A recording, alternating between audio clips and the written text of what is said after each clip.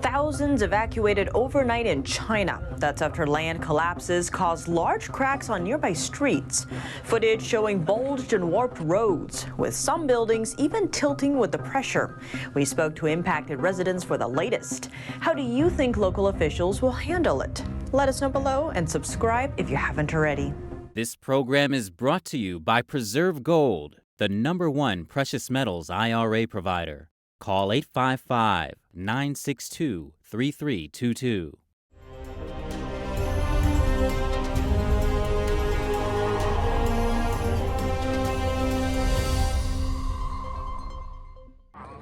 Welcome to China in Focus. I'm Tiffany Meyer. Emergency evacuation reports from China. Thousands fled apartment buildings overnight last week in Tianjin, a major port city in the northeast. Reports say the area is no longer safe. That's after land collapses created large cracks on nearby streets last week. Photos and videos online showing bulged and warped roads, with some buildings even tilting because of the unstable ground. The building's foundation also appeared sunken with visible cracks on the ground. In a video circulating online, a woman is heard gasping at the fissure.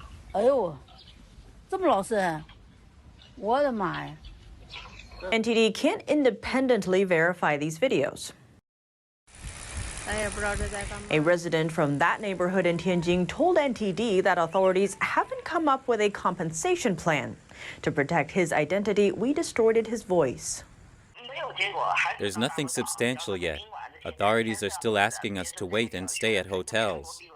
Geological experts say the fissures likely came from cavities over 4,000 feet below ground.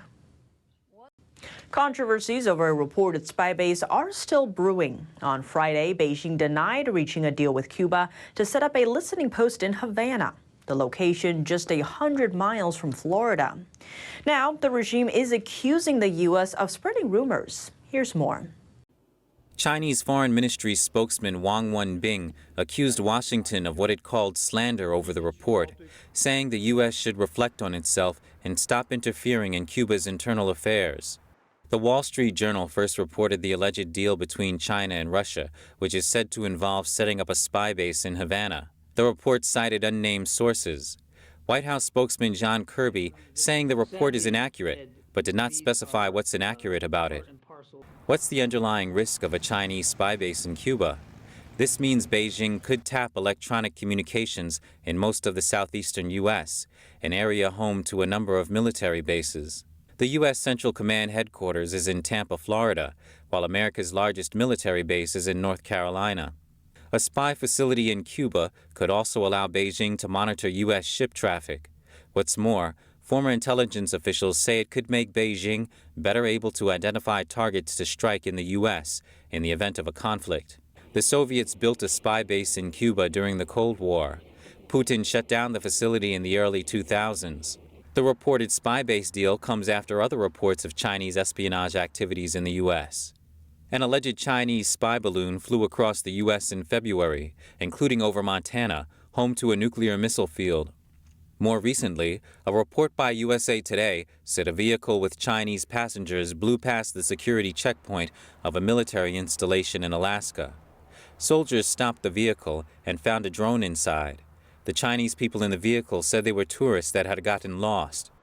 The report cited unnamed sources. NTD reached out to the Pentagon to confirm the incident, with a spokesperson responding, "The possibility of intrusion or surveillance against our facilities is always a concern," adding that they work with local, state, and federal law enforcement officials, plus allies and partners, to protect U.S. military bases. Flooding has soaked parts of southern China following days of heavy rain. Footage shows roads engulfed and buildings partially submerged. Forecasters have issued warnings about more extreme weather for China. Heavy rain is expected to hit the country's southern regions. That's including Guangxi, Yunnan, and southeastern China. Thunderstorms are expected to hit the northeast, while areas in the north could see record high temperatures. Beijing ramping up police enforcement beyond its borders. Authorities recently arrested an exiled dissident from neighboring Laos, and victims of Beijing's manhunt testified in U.S. court. Here's what's happening.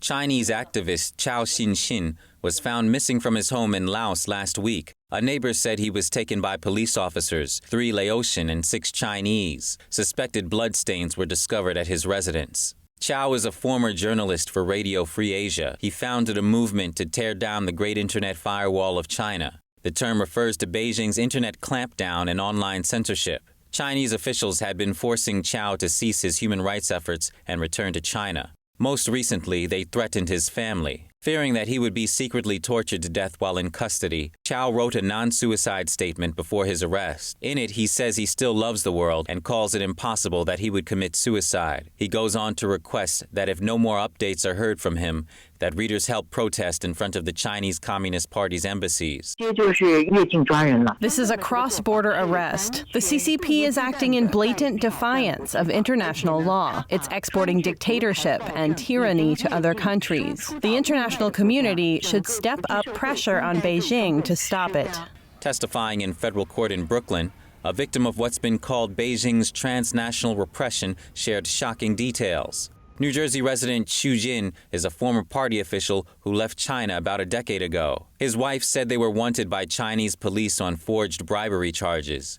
The family had since been the target of intimidation and harassment by CCP agents. Prosecutors said 2 men tried to break into Xu's home in 2018. They left a note in Chinese that read, "If you are willing to go back to the mainland and spend 10 years in prison, your wife and children will be all right." The defendants are Zheng Tongying, Zhu Yong, and Michael McMahon. All 3 pleaded not guilty, saying they weren't aware they were doing Beijing's bidding. The trial is part of Washington's crackdown on Beijing's worldwide operation to bring so-called fugitives back to China. The decade-long campaign is known as Operation Fox Hunt. Those on the CCP's wanted list include political dissidents and persecuted faith groups. On the tech front, China is feeling the impacts of U.S. microchip sanctions. The country saw its chip imports drop by 20% in the first 5 months of this year.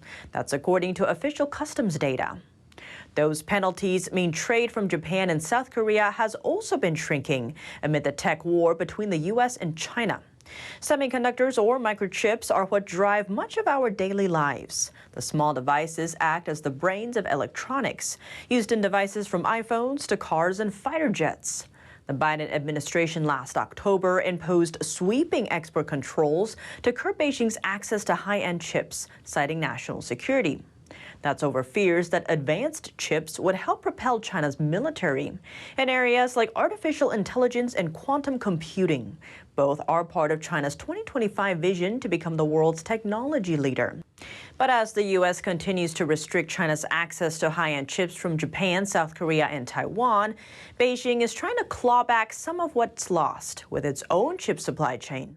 According to data from the National Bureau of Statistics, China's output increased in April for the first monthly rise in 16 months.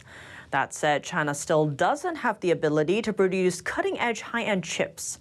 That sector is still dominated by Taiwan, South Korea, and the U.S. A multi-billion-dollar petrochemical complex is coming to Huizhou, China. Natural gas giant Exxon is moving ahead with the project, which has made it a key foundation for its China expansion. Called China One, the facility will also feature a research and development center and was designed in a way that will allow future expansions. It's slated to produce a chemical compound called ethylene, the basis for making plastic bottles, food packaging, and medical tools. The chemical is produced by processing fossil fuels. Sources who declined to be named revealed Exxon executives have visited the Chinese site several times this year. The company predicts a major demand and jump for chemicals like ethylene over the next decade, compared to a much smaller increase for gasoline. Those stats driving the company's decision to build the new China plant. That's as other companies shift production out of the country to nearby places like Vietnam and Thailand, many of them fearful of the impacts of tensions between Washington and Beijing. The plant is expected to launch in 2025. Could the U.S. dollar lose its status as the king of currencies? If it does, the shift would mean major changes for America's economy and national security. Lawmakers just held a hearing to address this question. NTD's Colin Fredrickson has more. Is the U.S. dollar's status as the king of currencies at risk? During a congressional hearing, experts said yes. Short term, I think the risk is that we continue to see diversification away from the dollar. Longer term, I think the bigger risk is that foreign investors no longer perceive the United States federal government debt to be as safe and risk-free as it is today perceived. Tyler Goodspeed is a fellow at Stanford University. He says that having the world's dominant currency is a net benefit to the United States. Right now, the U.S. dollar is the entire world's reserve currency. This means that out of all the currencies in the world, central banks worldwide have decided the U.S. dollar should be the major currency in their reserves. Right now, the dollar makes up 60% of all their reserves. This allows the country to borrow more, dominate the financial markets, and have global influence. But China has said this is a form of financial hegemony that's bad for the global economy. In my view, Chairman Xi poses the most serious threat. He has a vision of China as the middle kingdom to which all of the nations on the periphery ultimately will pay tribute. Marshall Billingsley is a senior fellow at the Hudson Institute. He says countries like China, Russia, and Brazil all want to topple the dollar's dominance. He believes China wants its own currency, the yuan, to become the king of currencies. But that's very unlikely in the short term for two reasons. One, China's a currency manipulator. And so people who hold the yuan are also holding a lot of risk that it may not have the same value tomorrow that it has today. And two, they have a very restrictive capital outflow regime that basically prevents you from moving currencies out of the country. Meanwhile, the U.S. dollar is still strong. 88% of all transactions worldwide are done with the U.S. dollar. It's still considered the safest and most liquid asset in the world. Colin Frederickson, NTD News. Moving to South Korea, the country's foreign ministry summoned China's ambassador on Friday. The request over his provocative remarks towards South Korean diplomacy. The Chinese envoy Xing Haiming had warned Seoul for, quote, making bets in the U.S.-China rivalry. That was in his remarks at a meeting with the head of South Korea's main opposition party. He also urged Seoul to respect Beijing's stance on Taiwan, as well as to stop decoupling from China. As a U.S. ally, Seoul has been seeking to increase its ties to Washington after the new president stepped up. During the G7 summit, Biden talked about trilateral cooperation and how it should react to the military and economic threats from China. The presidents from South Korea and Japan joined the discussion.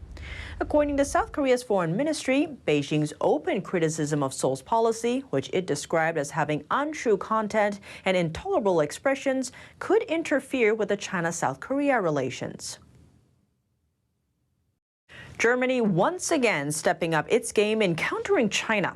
Over the weekend, Berlin's defense minister said that the nation will deploy 2 warships to the Indo-Pacific next year. He said that countries need to consolidate rule-based international order and maritime security. This announcement comes amid rising tensions between China and Taiwan and over the disputed South China Sea. The minister added the deployments were not directed against any nation, a remark seemingly addressing China. China remains a crucial trade partner with Germany, but Berlin has been treading the line between its security and economic interest.